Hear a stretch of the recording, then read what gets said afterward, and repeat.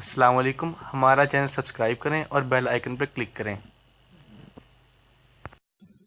الحمد لله نحمده ونستعينه ونستغفره ونعوذ بالله من شرور أنفسنا ومن سيئات أعمالنا، من يهده الله فلا مضل له ومن يضلل فلا هادي له، وأشهد أن لا إله إلا الله وحده لا شريك له، وأشهد أن محمدا عبده ورسوله. أما بعد فإن خير الحديث كتاب الله وخير الهدي هدي محمد صلى الله عليه وسلم، وشر الأمور محدثاتها وكل محدثة بدعة وكل بدعة ضلالة وكل ضلالة في النار. أعوذ بالله من الشيطان الرجيم. بسم الله الرحمن الرحيم. إن عدة الشهور عند الله 12 شهرا في كتاب الله منها 4 حرم ذلك الدين القيم. بھائیوں اور بزرگوں، آج کا جو موضوع ہے آپ نے اس کے متعلق سن لیا ہے، اور اسی سے متعلق مجھ کو کچھ باتیں عرض کرنی ہیں۔ ایک بات تو یہ جاننی چاہیے ہمیں کہ اس مہینے کی اہمیت کیا ہے جس مہینے سے کہ اس وقت ہم گزر رہے ہیں۔ دوسرے یہ کہ اس مہینے کی 10 تاریخ کو بڑی شہرت حاصل ہے، تو اس 10 تاریخ کی اہمیت یا اس کی حیثیت کیا ہے، اور اس 10 تاریخ میں بہت کچھ کیا جاتا ہے اور بہت سی باتیں اس امت کے اندر پھیلی ہوئی ہیں، ان باتوں کی حقیقت کیا ہے اور ان کا کرنا کیسا ہے، یہ چند باتیں ایسی ہیں جو ہمیں جاننے اور سمجھنی چاہیے۔ پہلی بات تو یہ ہے کہ اس مہینے کی اہمیت اور فضیلت کیا ہے۔ نبی کریم صلی اللہ علیہ وسلم سے اس بارے میں حضرت ابو ہریرہ رضی اللہ تعالیٰ عنہ نے روایت کی ہے۔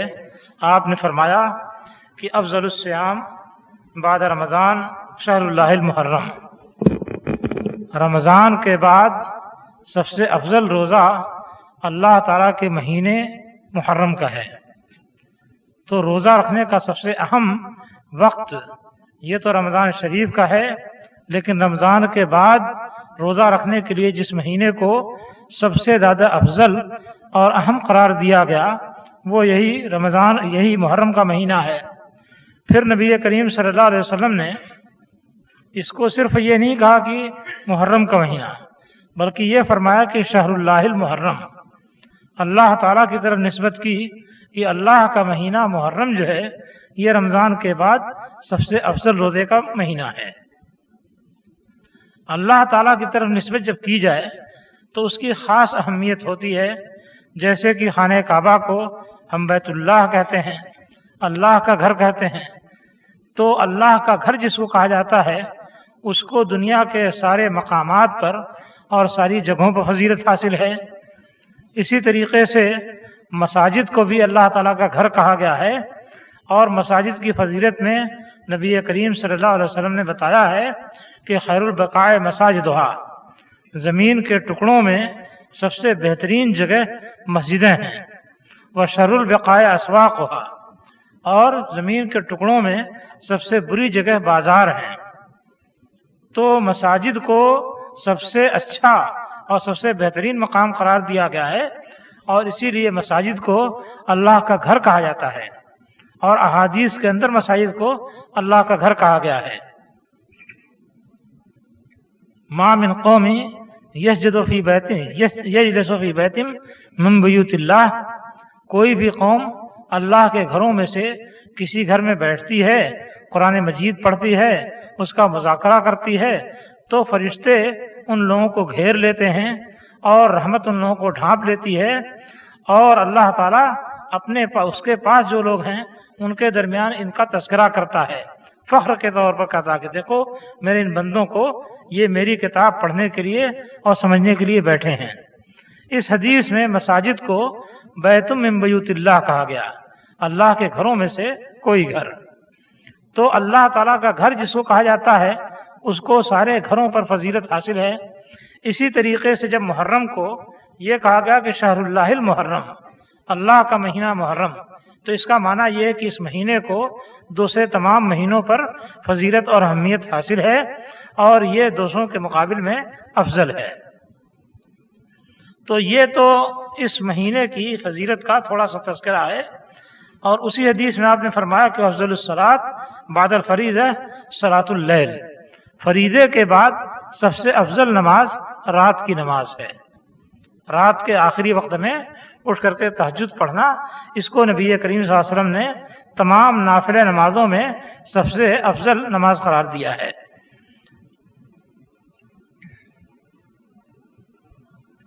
ابن عباس رضی اللہ تعالیٰ عنہ فرماتے ہیں کہ ما رأیت النبی صلی اللہ علیہ وسلم یتحری صیام یوم فضلہ علی غیرہ الا ھذا الیوم۔ اب 10 تاریخ کی اہمیت کا آپ اس حدیث سے اندازہ کر سکتے ہیں۔ ابن عباس رضی اللہ تعالیٰ عنہ فرماتے ہیں کہ میں نے نبی کریم صلی اللہ علیہ وسلم کو نہیں دیکھا کہ آپ کسی ایسے دن کا خاص تلاش رکھتے ہوں، ایسے دن پر خاص نظر رکھتے ہوں جس کو کہ آپ نے دوسرے تمام دنوں پر فضیلت دی ہو، مگر اس دن کو یعنی عاشورہ کے دن کو دیکھا کہ اس کو تمام دنوں پر فضیلت دیتے تھے، اہمیت دیتے تھے، اور اس پر خاص نظر رکھتے تھے، اس کا روزہ رکھتے تھے۔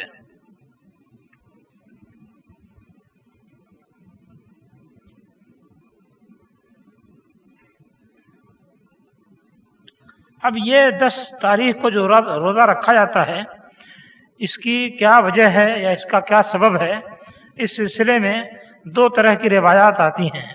ایک روایت تو حضرت عائشہ رضی اللہ تعالیٰ عنہا سے آئی ہے، صحیح بخاری کے اندر ہے اور دوسری کتابوں کے اندر بھی ہے کہ نبی کریم کی جاہلیت میں قریش کے لوگ 10 تاریخ کو روزہ رکھتے تھے، تو نبی کریم صلی اللہ علیہ وسلم بھی 10 تاریخ کو روزہ رکھتے تھے، محرم کی 10 تاریخ کو یعنی عاشورہ کو۔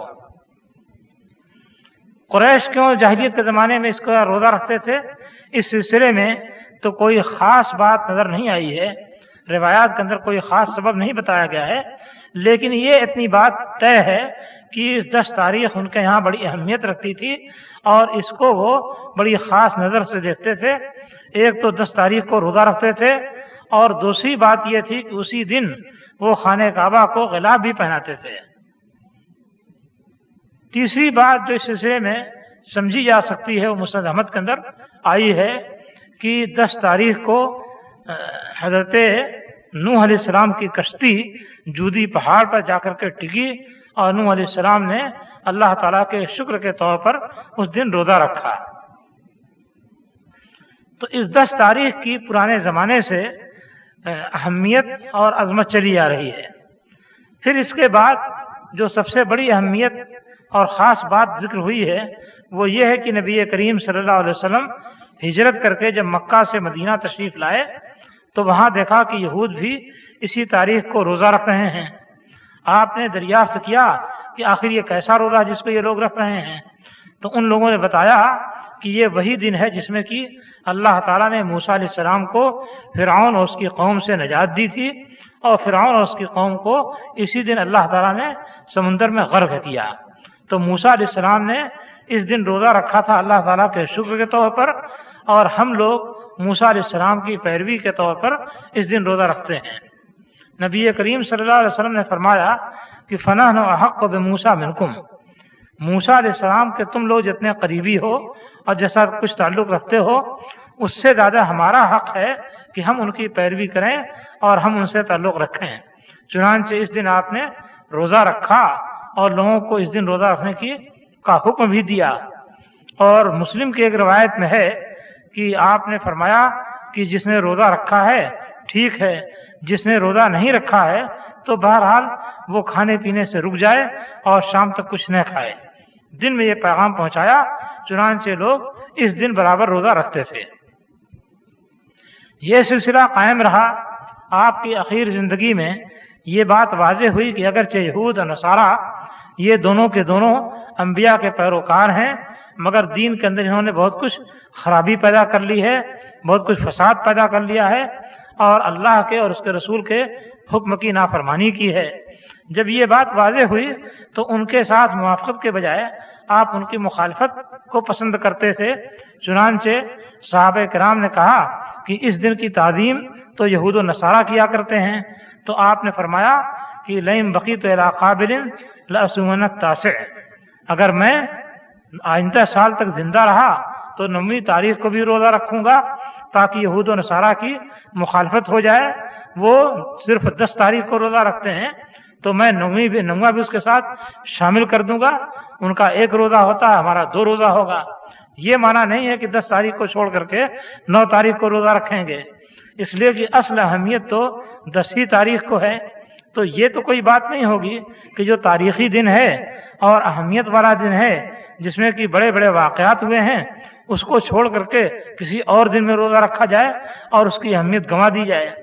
اس لیے معنی یہی ہے، اور اس کا اندازہ اس سے بھی ہوتا ہے کہ مسند احمد کی روایت میں ہے اور بہقی کی روایت میں ہے کہ آپ نے فرمایا کہ صوموا یوما قبلہ اور یوما بعدہ، تم لوگ اس عاشورہ سے 1 دن پہلے روزہ رکھو یا 1 دن بعد میں روزہ رکھو۔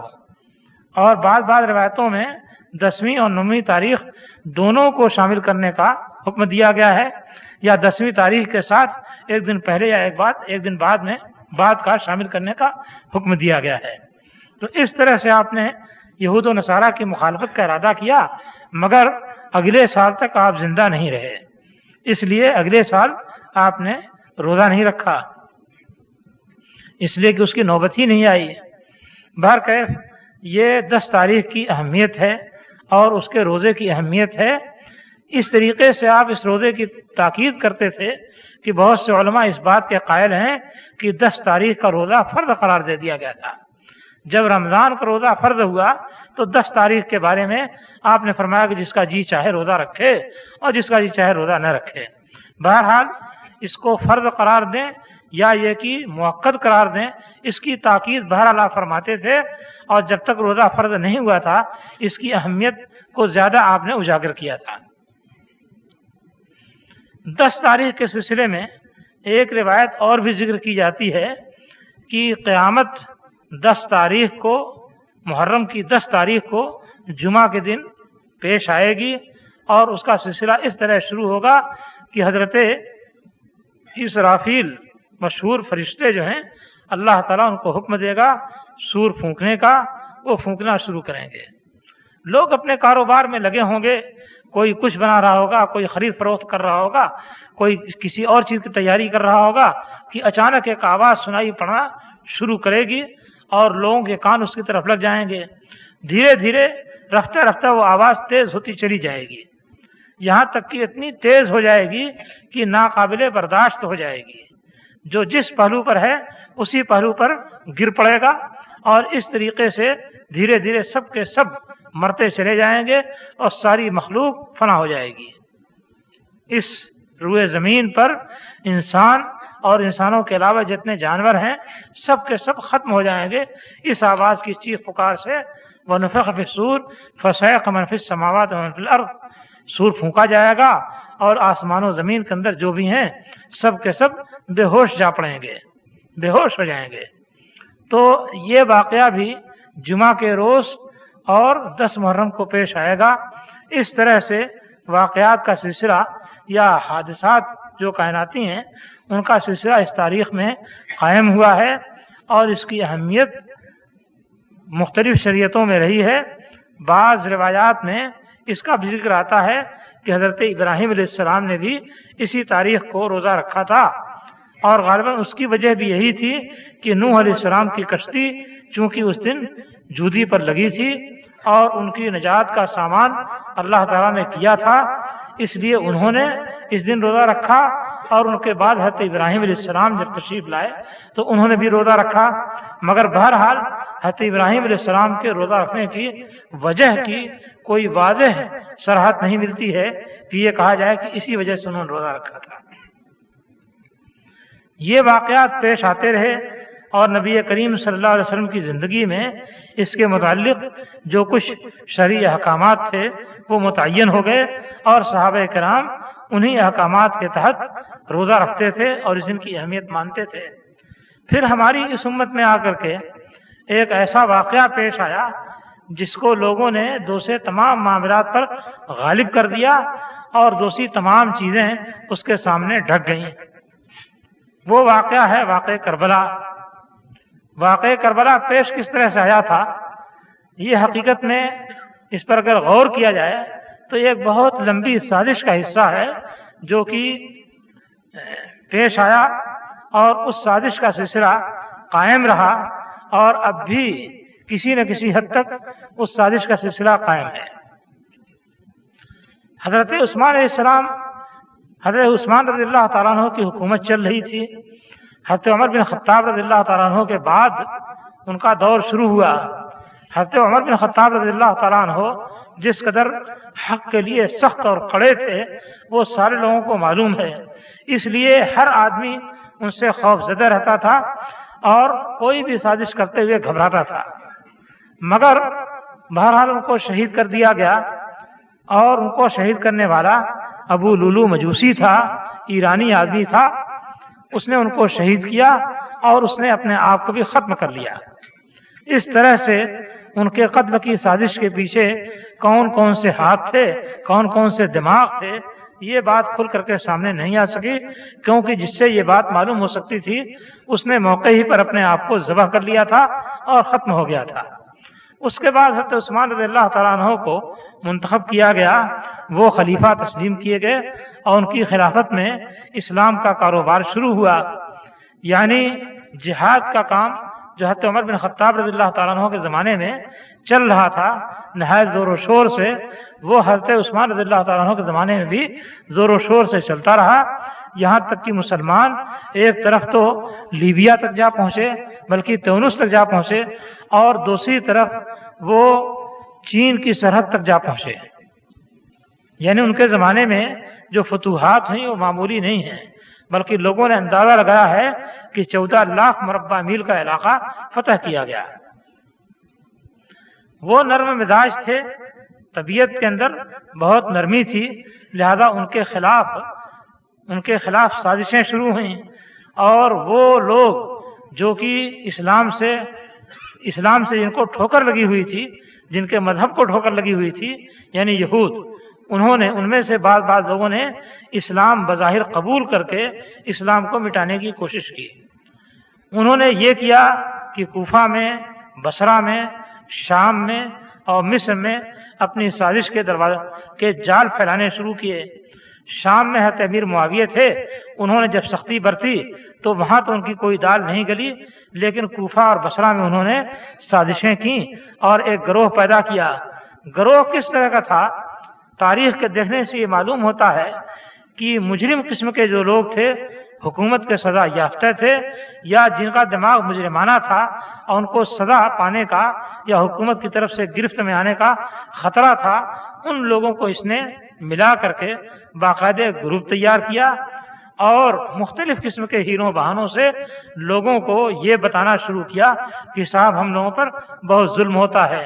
اس کے بعد یہ گروپ ایک سازش کے تحت مدینہ آیا، اور مدینے سے حضرت عثمان رضی اللہ تعالیٰ عنہ کو خاصا تنگ کیا۔ جتنے اعتراضات کیے ان سب کا جواب انہوں نے دیا، یہاں تک کہ یہ گروپ واپس گیا۔ لیکن پھر ایک بہانہ بنا کر کے بیک وقت تینوں جگہ کے لوگ واپس آ گئے، بصرہ والے بھی، کوفہ والے بھی اور مصر والے بھی۔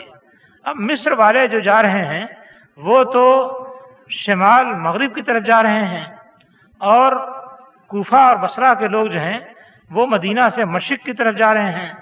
یہ اچانک ایک وقت اکٹھا کیسے ہو گئے؟ ظاہر بات ہے کسی سازش کے بغیر یہ بات نہیں ہو سکتی تھی، اور ان لوگوں نے یہ پھیلانا شروع کیا کہ صاحب حضرت علی خلافت کے حقدار ہیں۔ ہمارے یہاں بنارس میں صوفی نذیر احمد کاشمیری تھے، وہ تاریخ کے بڑے تجزیے کیا کرتے تھے۔ وہ کہتے تھے کہ دنیا میں مجرم اور اللہ تعالیٰ کا حکم نہ چلنے دینے والے 3 گروہ ہیں جو کسی بھی طریقے سے انسانوں کے خیرخواہ بھلا نہیں ہیں۔ ایک تو یہودی ہیں جو چاہتے ہیں کہ حضرت یعقوب علیہ السلام کے نسل کی حکمرانی دنیا پر قائم کی جائے۔ دوسرے برہمن ہیں جو چاہتے ہیں کہ برہمن نسل کا اقتدار دنیا پر قائم کیا جائے، اور تیسرے شیعہ ہیں جو چاہتے ہیں کہ آل علی کا اقتدار دنیا پر قائم کیا جائے۔ یہ تینوں جو ہیں یہ خاندانی لوگ ہیں، اور خاندان ساری انسانیت کے مقابلے میں ایک خاندان کو سب سے زیادہ اہمیت دیتے ہیں۔ تو بہرکیف حضرت عثمان رضی اللہ تعالیٰ عنہ کے خلاف یہ گروہ جمع ہوا اور ایک سازش کے تحت ان کو شہید کر دیا، اور پھر حضرت علی رضی اللہ تعالیٰ عنہ سے بیعت لی۔ حضرت علی رضی اللہ تعالیٰ عنہ نے بیعت تو کر لی، مگر اس کے بعد جو صورتحال پیدا ہوئی، کوئی اختیار ان کو باقی نہیں رہ گیا تھا۔ ان کا اقتدار جو تھا ان کے اپنے ہاتھ میں نہیں تھا، ان کا حکم نہیں چل پاتا تھا، اور اتنا زیادہ برا حال کر دیا گیا تھا کہ اسد الغابہ میں بعض صحابہ کے سلسلے میں ذکر آتا ہے کہ انہوں نے کوفہ کے اندر کسی وقت کہہ دیا کہ میں کہتا ہوں کہ حضرت عثمان شہید تھے، تو فوراً ان کو پولیس نے گرفتار کر لیا، جلادوں نے پکڑ لیا اور کہا کہ اگر علی کا یہ حکم نہ ہوتا کہ ان کے سامنے پیش کیے بغیر کسی کو قتل نہ کیا جائے تو ہم تم کو ابھی قتل کر دیتے۔ اور اس کے بعد لے گئے، اور لے جانے کے بعد حضرت علی کے سامنے پیش کیا، تو حضرت علی نے پوچھا کہ تم یہ بات کیوں کہتے ہو، کس دلیل سے کہتے ہو؟ کہا کہ حرا پر نبی کریم صلی اللہ علیہ وسلم تھے، ابو بکر تھے، حضرت عمر تھے اور حضرت عثمان تھے، اور حرا حرکت میں آ گیا تو نبی کریم صلی اللہ علیہ وسلم نے فرمایا کہ اسکن حرا فما علیک الا نبیوں و صدیقوں و شہیدان، حرا تم سکون ہو جاؤ، تمہارے اوپر نبی ہیں یا صدیق ہیں یا دو شہید ہیں۔ تو دو شہید میں ایک تو حضرت عمر بن خطاب رضی اللہ تعالیٰ عنہ ہوئے اور دوسرے حضرت عثمان رضی اللہ تعالیٰ عنہ ہوئے۔ جب انہوں نے یہ بات پیش کی تو حضرت علی نے کچھ کہا نہیں، بس یہ وقت سے جاؤ۔ پولیس نے چھوڑ دیا ان کو اور وہ چلے گئے، اور دوبارہ ان کو اس طرح سے بات کرنے کی ضرورت نہیں ہوئی۔ یعنی حضرت علی رضی اللہ تعالیٰ عنہ اس حد تک مجبور تھے کہ جو لوگ ان کی پولیس میں تھے اور خاص لوگ تھے، ان کی جرأت کا یہ حال تھا کہ کہتے تھے کہ اگر حضرت علی نے ہم کو منع نہ کیا ہوتا تو ہم تمہاری گردن مار دیتے، تم زندہ نہیں بچ سکتے تھے۔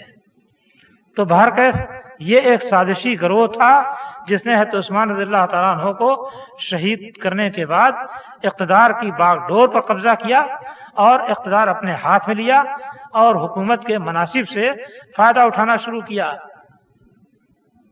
بالآخر حضرت علی رضی اللہ تعالیٰ عنہ بھی اسی صورتحال سے بددل ہوتے ہوئے شہید کر دیے گئے اور دنیا سے تشریف لے گئے۔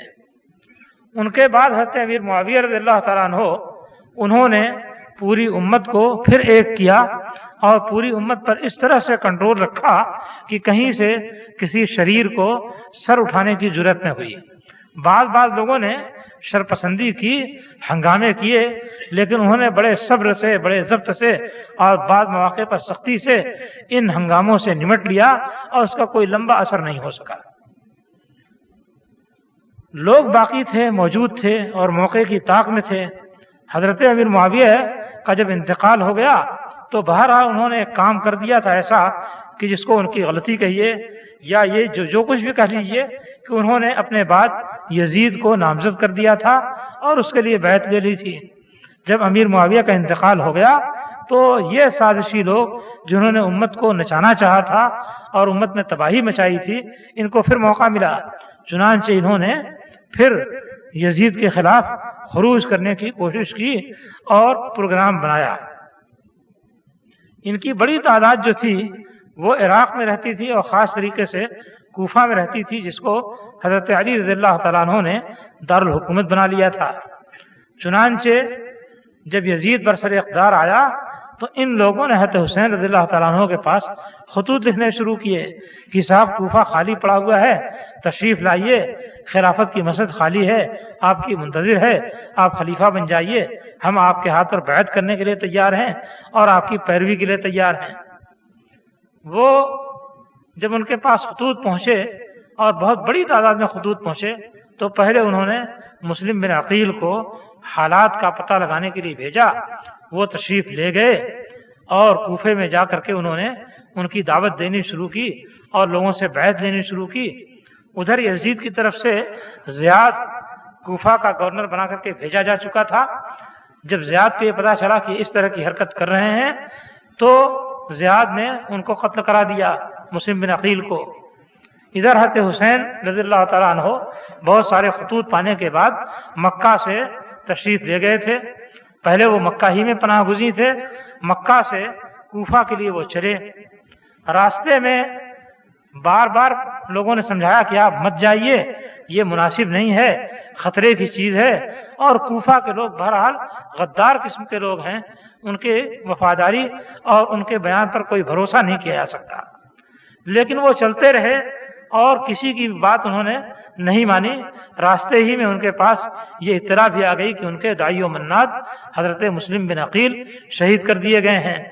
مگر اس کے باوجود انہوں نے اپنا سفر جاری رکھا. اب سفر کے درمیان کیا کیا واقعات پیش آئے، بڑی لمبی چوڑی تفصیلات لوگ لکھتے ہیں اور ان کی تقریریں بیان کرتے ہیں. بعض تقریروں میں تو بڑا جوش و خروش ہے، اللہ کے دین کو قائم کرنے کی بڑی لمبی چوڑی بات ہے. اور بعض تقریروں میں ایسی باتیں ہیں کہ گویا زندگی سے مایوس ہو گئے ہیں اور مقتل کی طرف جا رہے ہیں. اس طرح کی باتیں بنا بنا کر کے لکھی گئی ہیں.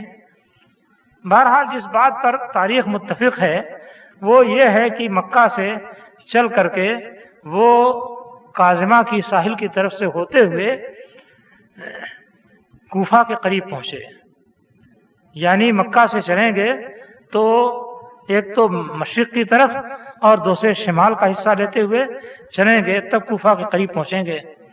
کوفہ کے قریب جب وہ پہنچے، کوفہ سے 3 میل کے فاصلے پر تھے ابھی، یعنی ابھی کوفہ میں داخل نہیں ہوئے تھے. گویا کوفہ کے مغرب اور جنوب کی طرف وہ تھے کہ کوفہ کی فوج نے آ کر کے ان کو گھیر لیا. اب یہاں سے جو بیانات آتے ہیں وہ بڑے عجیب و غریب آتے ہیں. اس بات پر تو شیعہ تاریخ بھی متفق ہے اور سنی تاریخ بھی متفق ہے کہ جب 3 میل پہلے ان کو فوج نے گھیر لیا اور کہا کہ آپ کو کوفہ میں داخل نہیں ہونے دیا جائے گا. جب یہ بات ہوئی تو انہوں نے کہا کہ اچھا میں جہاں سے آیا ہوں مجھ کو وہیں واپس جانے دو، یا یہ کہ کسی بھی سرحد پہ جانے دو، میں وہاں جا کر کے کفار سے قتال کروں اور جہاد کروں. یا تیسری شکل یہ ہے کہ او آتی امیر المومنین یزید فاضع یدی فی یدہی. یہ الفاظ ہیں شیعہ کتابوں کے اندر.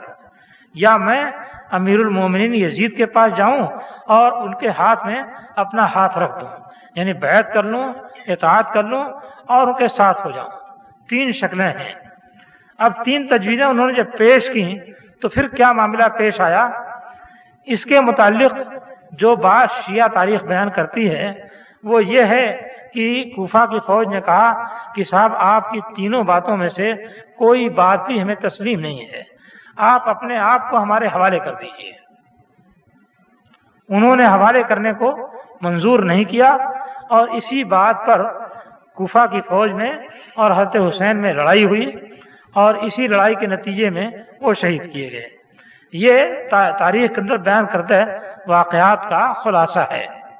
اس سلسلے میں جو بات سب سے زیادہ سوچنے کی ہے وہ یہ ہے کہ اس بیان کے مطابق حضرت حسین رضی اللہ تعالیٰ عنہ کوفہ سے 3 میل پہلے مکہ سے کوفہ جانے والے راستے میں کوفہ پہنچنے سے پہلے 3 میل پہلے روک دیے گئے تھے اور وہیں ساری تجویز پیش آئی، وہیں سارا جھگڑا پیش آیا.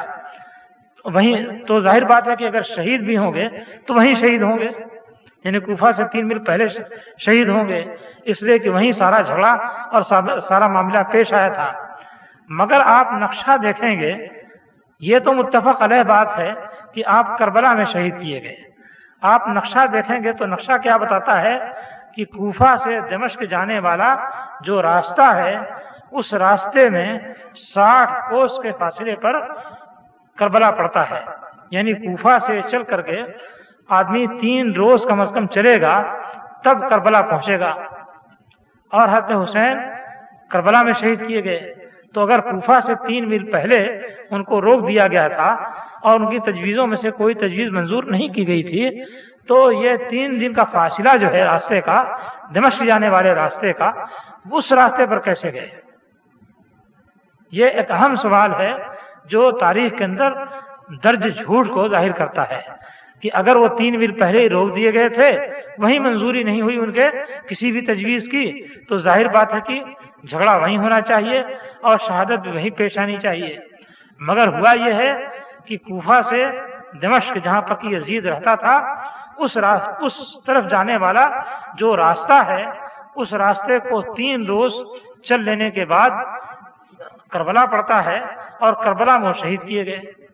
تو کربلا کیسے پہنچ گئے؟ یہ بڑی پیچیدہ بات ہے اور تاریخ اس کا کوئی حل نہیں بتاتی ہے۔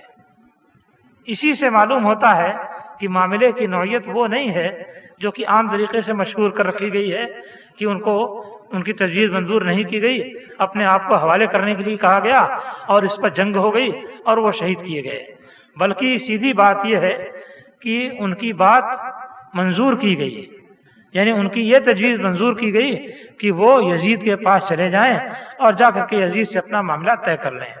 اسی لیے اب وہ کوفہ سے آگے بڑھتے ہیں اور یزید کے راستے پر چل رہے ہیں اور 180 کلومیٹر کا فاصلہ طے کرتے ہیں، معمولی فاصلہ نہیں ہے، 180 کلومیٹر کا فاصلہ طے کرتے ہیں۔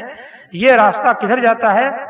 یہ راستہ جاتا ہے مغرب، شمال مغرب کی طرف، جبکہ کوفہ سے وہ جنوب مشرق میں روکے گئے، یعنی بالکل اس کے الٹے راستہ جاتا ہے۔ پاکستان میں ایک صاحب نے اس واقعے پر بڑی تحقیق کی ہے اور اس کو ایک رسالے کی شکل میں شائع بھی کیا ہے۔ انہوں نے اس میں بعض تاریخی جھوٹ کا بھی بڑا عجیب و غریب انکشاف کیا ہے، جیسا کہ عام طریقے سے مشہور ہے کہ جنگ شروع ہوئی تو حضرت حسین نے 40,000 آدمیوں کو قتل کر دیا۔ لڑتے ہوئے اتنی بہادری سے لڑے کہ 40,000 آدمی قتل کر دیے گئے۔ وہ کہتے ہیں کہ اگر 40,000 آدمی قتل ہوئے ہوں تو ظاہر بات ہے کہ اگر ایک منٹ میں ایک آدمی قتل کیا گیا ہو تب بھی 40,000 منٹ چاہیے، اور 40,000 منٹ کتنے وقت میں پورا ہوگا؟ 27 دن اور رات ملا کر کے پورا ہو جائے۔ تو پھر 10 تاریخ کو لڑائی شروع ہوئی اور اسی تاریخ کو شہید کیسے کر دیے گئے؟ اس لیے کھلی ہوئی بات ہے کہ یہ بالکل جھوٹ ہے جو حضرت حسین کی طرف منسوب کیا گیا ہے۔ وہ چلتے ہوئے کوفہ پہنچے۔ وہ بعض روایات کے بنیاد پر لکھتے ہیں کہ حضرت حسین رضی اللہ تعالیٰ عنہ چلتے ہوئے جب کوفہ پہنچے تو ان کو اپنی حفاظت میں کوفہ کی فوج لے جا رہی تھی۔ جب وہ کوفہ کے قریب سے آگے بڑھے دمشق جانے کے لیے تو بھی ان کو اپنی حفاظت میں فوج دیے جا رہی تھی۔ کربلا جب پہنچے ہیں 9 محرم کو تو سر شام وہاں پر 200 مسلح افراد آئے۔ شام کو ہتھیار بند افراد 200 کی تعداد میں آئے۔ کوفہ کی جو فوج تھی جس کے سربراہ عمر بن سعد تھے جو حضرت حسین کے ماموں ہوتے تھے، انہوں نے ان لوگوں کی آمد پر اعتراض کیا کہ یہ کون سے لوگ ہیں اور کیوں آئے ہیں؟ تو ان لوگوں نے کہا کہ صاحب ہم حضرت حسین کی مشایعت کے لیے آئے ہیں، ان کو رخصت کرنے کے لیے آئے ہیں۔ انہوں نے کہا کہ ہتھیار لے کر تم لوگ کیوں آئے ہو؟ تو اس کا کوئی معقول جواب نہیں دے سکے۔ انہوں نے کہا کہ دیکھو اگر ان کی مشایعت کرنی ہے تو ہتھیار رکھ دو اور ان کے ساتھ چل سکتے ہو۔ تو جب ہتھیار رکھنے کی بات ہوئی تو کسی طریقے سے ہتھیار رکھنے کے لیے تیار نہیں ہوئے اور اس پر بات خاصی لمبی ہوتی چلی گئی، یہاں تک کہ رات خاصی گزر گئی۔ تو حضرت حسین رضی اللہ تعالیٰ عنہ نے یہ تجویز پیش کی کہ رات گزر جانے دیجئے، کل صبح اس معاملے کو طے کر لیتے ہیں۔ اب رات تو گزرنے کو گزر گئی مگر فجر کا جب وقت ہوا ہے تو اچانک شور مچا۔ انہوں نے مختلف روایات کی روشنی میں لکھا ہے کہ فجر کے وقت اچانک شور مچا۔ عمرو بن سعد جو تھے، جو کمانڈر تھے اس فوج کے، انہوں نے اپنے لوگوں سے کہا کہ دیکھو کیا معاملہ ہے۔ اب وہ دیکھتے ہیں تو حضرت حسین رضی اللہ تعالیٰ عنہ کے خیمے میں آگ لگی ہوئی ہے۔ وہ دوڑے دوڑے جب خیمے کے پاس پہنچے تو دیکھا کہ وہ خیمے کے پاس شہید پڑے ہوئے ہیں اور خیمے میں آگ لگی ہوئی ہے، اور وہ تھیلا جس میں وہ کوفہ کے لوگوں کا بھیجے ہوئے خطوط لے جا رہے تھے اس تھیلے میں بھی آگ لگی ہوئی ہے۔ اب یہ حرکت کون سے لوگوں نے کی؟ یہ ایک ایسی بات ہے جو اچھی طرح سمجھی جا سکتی ہے، کیونکہ جو لوگ 200 کی تعداد میں مسلح آئے تھے اس وقت وہ لاپتہ تھے، ان کی شہادت ہو چکی تھی اور اس وقت لاپتہ تھے۔ اس کے معنی یہ ہیں کہ یہی وہ لوگ تھے جنہوں نے حضرت حسین کو کوفہ بلایا تھا۔ اس لیے نہیں کہ حضرت حسین کی کوئی تعظیم ان کی نگاہ میں تھی یا کوئی اہمیت تھی، ان کا مقصد یہ تھا کہ ان کو خلیفہ بنا دیں، حکمراں بنا دیں، اور خلیفہ حکمراں بنانے کے بعد ان کے نام پر حکومت کے مختلف منصب پر بیٹھ جائیں اور سارے ممالک کی آمدنی سے کھاتے پیتے رہیں، اپنا مستقبل خوب چمکتا دمکتا ہوا رہے گا اور اپنی دولت بڑھتی رہے گی۔ باقی ہے کہ ان کی بات تو ماننی نہیں ہے اور ان کا حکم چلنا نہیں ہے، اس لیے وہ کوفہ بلا رہے تھے۔ لیکن جب انہوں نے یزید سے مصالحت کر لی، مصالحت کرنے کے لیے چل پڑے، تو انہوں نے دیکھا کہ اب معاملہ گڑبڑ ہو جائے گا، کیونکہ یزید سے جب مصالحت کر لیں گے تو کن لوگوں نے بلایا ہے ان کا نام بتا دیں گے، لہذا اگر یہ زندہ رہتے ہیں تو ان کا وجود ہمارے لیے خطرناک ہے، اس لیے ان کو ختم کر دو۔ ایک بات تو یہ سمجھ میں آتی ہے۔ دوسری بات یہ سمجھ میں آتی ہے کہ اگر ان کو شہید بھی کر دیا جائے اور جو خطوط لے کر جا رہے ہیں یہ خطوط باقی بچ گئے تو ان خطوط میں نام لکھے ہوئے ہیں، ان خطوط کو پڑھ کر کے بھی ہمارا پردہ کھل جائے گا۔ لہذا انہوں نے ثبوت کے دونوں ذریعے ختم کیے۔ ایک تو حضرت حسین رضی اللہ تعالیٰ عنہ جو ثبوت کا ذریعہ تھے اور بات بتا سکتے تھے، ان کو شہید کر دیا، اور دوسرے وہ تھیلا جس میں خطوط تھے وہ ثبوت کا دوسرا ذریعہ تھے، اس کو انہوں نے آگ لگا دی، اور اس طریقے سے تاریخ کا یہ نہایت ہی خطرناک واقعہ پیش آیا۔ اب یہ لوگ جو تھے یہ وہی لوگ تھے جو حضرت علی رضی اللہ تعالیٰ عنہ کے طرفدار تھے اور جو ان کے شیعہ کہلاتے تھے۔ ان لوگوں کا خاص طریقہ یہ ہے آج تک کہ ان سے بڑھ کر کے، امام ابن تیمیہ نے لکھا ہے کہ ان سے بڑھ کر کے جھوٹا کوئی اور نہیں دیکھا گیا۔ یہ کسی بھی صحیح اور سچے واقعے کو لیتے ہیں اور اس کے آگے پیچھے ایسی چیزیں شامل کر دیتے ہیں کہ اگر وہ تعریف کے لائق واقعہ ہے تو مذمت اور برائی کے لائق واقعہ بن جاتا ہے۔ اس طریقے سے اس میں گھٹا بڑھا کر کے اور مختلف نقطے لگا کر کے اس کا رخ خراب کرتے ہیں۔ تو یہی معاملہ ہوا حضرت حسین کے ساتھ کہ انہیں شہید بھی کیا اور اس کے بعد دھڑا دھڑ مختلف قسم کی روایات گڑھ کر کے بتا دیا کہ فلاں نے شہید کیا، فلاں نے یہاں تلوار ماری، فلاں نے گردن کاٹی، فلاں نے یہ کیا۔ یہ ساری تفصیلات ان لوگوں نے اس طریقے سے پیش کر دی ہیں کہ پڑھنے والا حقیقت کو معلوم ہی نہیں کر سکتا ہے۔ اور حقیقت یہ ہے کہ انہی لوگوں کا یہ کام کیا ہوا ہے۔ صحابہ کرام میں یہ بات خاص طریقے سے معروف اور مشہور تھی۔ صحیح بخاری کے اندر حضرت عبداللہ بن عمر رضی اللہ تعالیٰ عنہ کا یہ ذکر آتا ہے کہ ایک کوفہ کا آیا ہوا آدمی، اس نے پوچھا مسئلہ یہ پوچھا کہ اگر کپڑے میں مچھر کا خون لگ جائے تو اس کا کیا حکم ہے، نماز ہو سکتی ہے کہ نہیں ہو سکتی ہے؟ تو انہوں نے کہا کہ یہ دیکھو، یہ کوفے والے انہوں نے نبی کریم صلی اللہ علیہ وسلم کے نواسے کا تو خون بہایا اور مچھر کے خون کا مسئلہ پوچھ رہے ہیں۔ تو اس سے معلوم ہوتا ہے کہ ان لوگوں کو خوب اچھی طریقے سے یہ اندازہ تھا کہ کوفے کے لوگوں ہی نے حضرت حسین رضی اللہ تعالیٰ عنہ کو شہید کیا ہے۔ اور یہ لوگ کس طریقے سے باتیں گڑھتے ہیں اور کس طریقے سے ایک اچھے کام کو برے کام میں تبدیل کرتے ہیں۔ جنگ ہو رہی تھی، جنگ صفین کے اخیر میں جب معاملات زیادہ خطرناک ہو گئے تو حضرت عمرو بن عاص رضی اللہ تعالیٰ عنہ نے ایک تجویز پیش کی کہ قرآن مجید کا ایک نسخہ ایک آدمی کو دے کر کے حضرت علی کے پاس بھیجو، اور وہ قرآن مجید کے حکم ماننے سے انکار نہیں کر سکتے۔ چنانچہ دارقطنی کی روایت ہے، مسند احمد کی بھی روایت ہے کہ حضرت امیر معاویہ نے ایک آدمی کو بلایا اور کہا کہ یہ قرآن لو اور اس کو لے کر کے جاؤ علی کے پاس اور ان کے سامنے پیش کرو کہ ہمارے اور آپ کے درمیان حکم ہے۔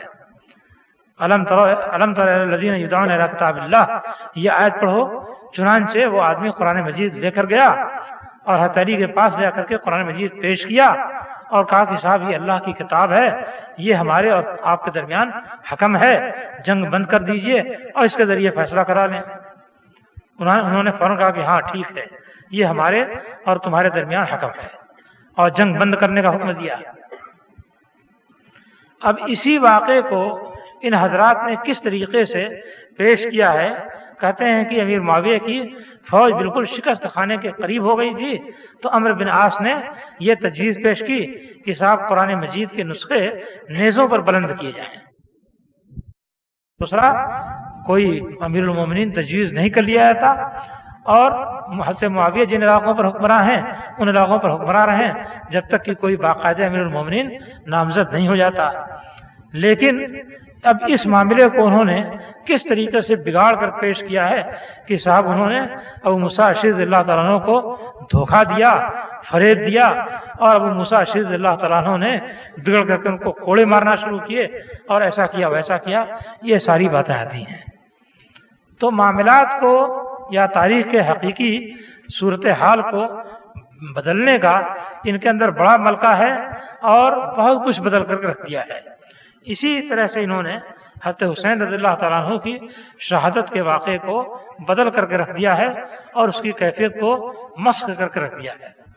پھر معاملہ اسی پر ختم نہیں کیا بلکہ اس کے بعد اب ان کا ماتم کرتے پھر رہے ہیں. 1400 برس کے قریب کا زمانہ ہو گیا مگر ابھی ماتم ختم نہیں ہوا. نبی کریم صلی اللہ علیہ وسلم نے فرمایا ہے کہ کسی کے لیے حلال نہیں ہے کہ کسی میت پر ماتم کرے، یعنی غم کا لباس پہنے یا غم منائے، سوائے 3 دن کے. سوائے اس کے کہ اگر کسی عورت کا شوہر انتقال کر جائے تو وہ 4 مہینے 10 دن تک غم اور احداد کرے گی، ورنہ اور کسی کے لیے یہ جائز نہیں ہے کہ وہ کسی میت پر 3 دن سے زیادہ غم و افسوس منائے. اور اس کا واقعہ بھی ہے. حضرت ام حبیبہ رضی اللہ تعالیٰ عنہ کے باپ حضرت ابو سفیان تھے، ان کا انتقال ہو گیا. تیسرے دن انہوں نے خوشبو منگائی اور خوشبو منگا کر کے اپنے اوپر لگایا اور کہا کہ دیکھو مجھے خوشبو کی کوئی حاجت تو نہیں ہے، لیکن نبی کریم صلی اللہ علیہ وسلم نے فرمایا ہے کہ کسی میت کے لیے کسی میت پر 3 دن سے زیادہ سوگ منانا جائز نہیں ہے، اس لیے میں نے سوگ کی خلاف ورزی کرتے ہوئے آج 3 دن گزر گئے تو اس کو استعمال کر لیا ہے. اسی طریقے کی روایت بعض اور لوگوں سے بھی آئی ہے. مگر اب سوگ جو منایا جا رہا ہے تو نبی کریم صلی اللہ علیہ وسلم کی تجویز اور فرمان کے بالکل خلاف 1400 برس تک سوگ منایا جا رہا ہے اور ابھی پتہ نہیں کتنی مدت تک سوگ منایا جائے گا. آپ نے فرمایا لیس منا من ضرب الخدود وشق الجیوب ودعا بدعوى الجاہلیہ، ہم میں سے وہ آدمی نہیں ہے جو کہ اپنے چہرے پر تھپڑ مارے، اپنا گریبان پھاڑے اور جاہلیت کی پکارے. یعنی کوئی مر جائے تو اس پر افسوس کرتے ہوئے اپنے چہرے پر ہاتھ مارے اور اپنے گریبان کو پھاڑے اور جاہلیت کی پکارے، وہ شخص مسلمانوں میں سے نہیں ہے. اب حضرت حسین رضی اللہ تعالیٰ عنہ کی شہادت پر کیا کیا جاتا ہے؟ سینہ پیٹا جاتا ہے اور چھری لے کر کے جسم کے اوپر مارا جاتا ہے اور عجب عجب حرکتیں کی جاتی ہیں اور ہائے حسین جو پکارا جاتا ہے یہ جاہلیت کی پکار جو پکاری جاتی ہے. تو وہ باتیں جن سے کہ نبی کریم صلی اللہ علیہ وسلم نے منع کیا ہے، ان باتوں کا آج عام طریقے سے چلن ہو گیا ہے اور اس کے ساتھ ساتھ غم منانے اور غم کا اظہار کرنے کے لیے کپڑا بھی سوگ والا پہنا جاتا ہے. سال کا آغاز سوگ اور غم کے ساتھ کیا جاتا ہے. یہ ایک عجیب و غریب بات ہے. ظاہر بات ہے کہ یہ ساری باتیں شریعت کے خلاف ہیں اور یہ چیزیں جائز نہیں ہیں. اگر محرم کی اہمیت ہے تو اس اعتبار سے اہمیت ہے کہ اس میں روزہ رکھا جائے اور بالخصوص 9ویں اور 10ویں تاریخ کو روزہ رکھا جائے. نبی کریم صلی اللہ علیہ وسلم نے فرمایا ہے کہ عرفہ کے دن کے بارے میں میں اللہ تعالیٰ سے اس بات کی امید رکھتا ہوں کہ یکفر السنۃ التی قبلہا والسنۃ التی بعدہا، کہ ایک دن پہلے، 1 سال پہلے اور 1 سال بعد کے گناہ اللہ تعالیٰ عرفہ کے روزے کی برکت سے مٹا دے گا. اور رمضان اور محرم کے روزے کے بارے میں فرمایا کہ احتسب علی اللہ ہے انہ یکفر السنۃ التی قبلہا، کہ محرم کا جو 10 تاریخ کا روزہ ہے تو میں اللہ تعالیٰ سے اس بات کی امید رکھتا ہوں کہ اس روزے کی برکت سے 1 سال پہلے کے گناہ معاف کر دیے جائیں گے. تو عرفہ کے روزے سے 2 سال کے گناہ معاف کرنے کی آپ نے توقع ظاہر کی اور محرم کے روزے سے 1 سال کے گناہ معاف کیے جانے کی توقع ظاہر کی. تو اگر کوئی کام کرنے کا ہے تو یہ ہے کہ اللہ تعالیٰ سے فضل اور رحمت کی امید رکھتے ہوئے محرم کے مہینے میں اور بالخصوص 9 اور 10 تاریخ کو روزہ رکھا جائے اور اس سے اس روزے سے اللہ تعالیٰ کی طرف سے گناہوں کے مٹانے کی توقع رکھی جائے اور ثواب کی توقع رکھی جائے، یہ کام کرنے کا ہے۔ لیکن اس کی کوئی اہمیت نہیں ہے کہ اس روز حضرت حسین رضی اللہ تعالیٰ عنہ شہید ہو گئے تو ان کا غم منایا جائے۔ یہ ایک تاریخی واقعہ ہے، اس کی کوئی شرعی حیثیت نہیں ہے۔ شرعی حیثیت جو کچھ تھی وہ نبی کریم صلی اللہ علیہ وسلم نے اپنی زندگی میں متعین فرما دی تھی، اب اس میں کمی بیشی کی گنجائش نہیں ہے۔ اور حضرت حسین رضی اللہ تعالیٰ عنہ نبی کریم صلی اللہ علیہ وسلم کے 50 برس کے بعد یعنی 60 ہجری میں یا 61 ہجری میں شہید کیے گئے۔ تو آپ کے گزر جانے کے اتنے عرصے بعد جو واقعہ پیش آیا ہے، ظاہر بات ہے کہ اس کے بارے میں کوئی مشروع حکم نہیں ہے اور کوئی شرعی حکم موجود نہیں ہے کہ اس کو بجا لایا جائے، اور جو کچھ بجا لایا جاتا ہے وہ شریعت کے مطابق نہیں بلکہ اس کے خلاف ہے۔ یعنی جو کچھ بجا لایا جاتا ہے اس کے بارے میں شریعت کے احکام ہیں کہ ایسا کرنا اور ایسا کرنا یہ جاہلیت کا کام ہے، اور اس طریقے سے وہ کام غیر مشروع ہوتا ہے، اور ظاہر بات ہے کہ اس میں حصہ نہیں لینا چاہیے، یہ کسی بھی طریقے سے صحیح و مناسب نہیں ہے۔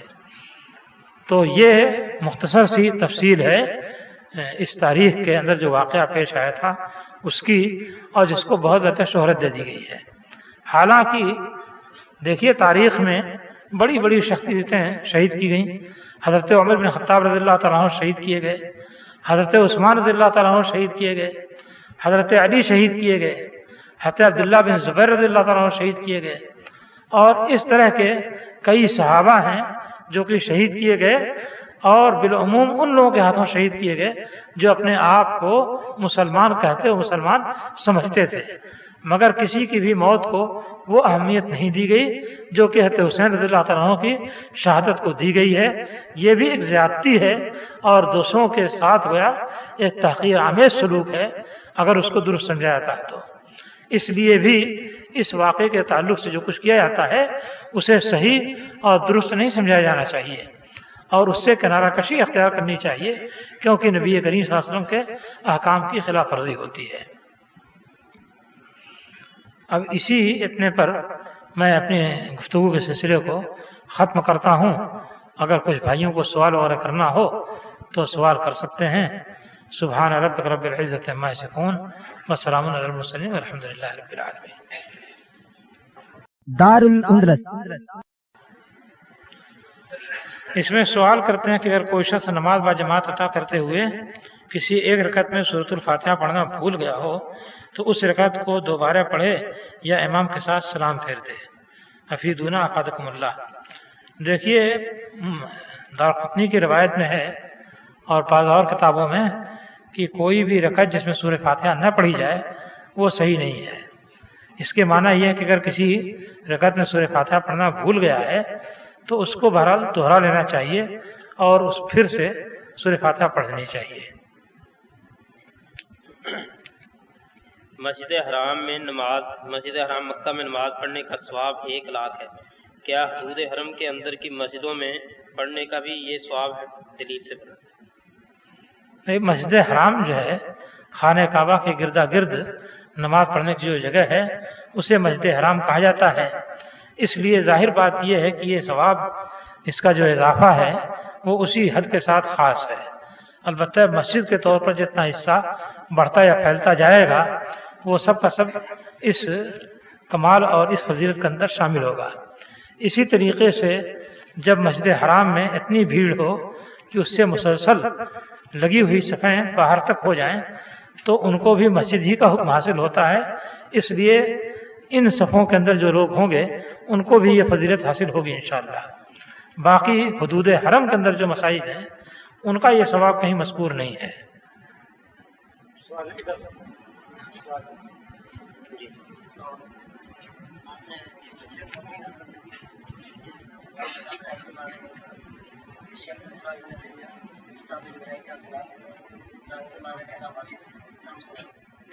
کس کے نام کے ساتھ؟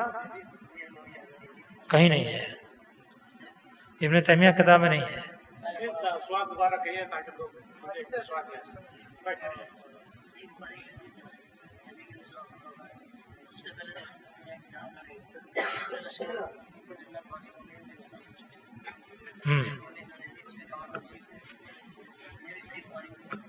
یہ تو ٹھیک ہے، مگر ابن تیمیہ نے یہ نہیں لکھا کہ یزید کو، ابن تیمیہ نے یہ نہیں لکھا کہ یزید کو رحم اللہ کہنا واجب ہے. انہوں نے یہ بحث اٹھائی ہے کہ اس پر لعنت کرنی جائز ہے کہ جائز نہیں ہے، اور اس میں انہوں نے کہا ہے کہ بہرحال اس کو لعنت نہیں کرنی چاہیے. ہاں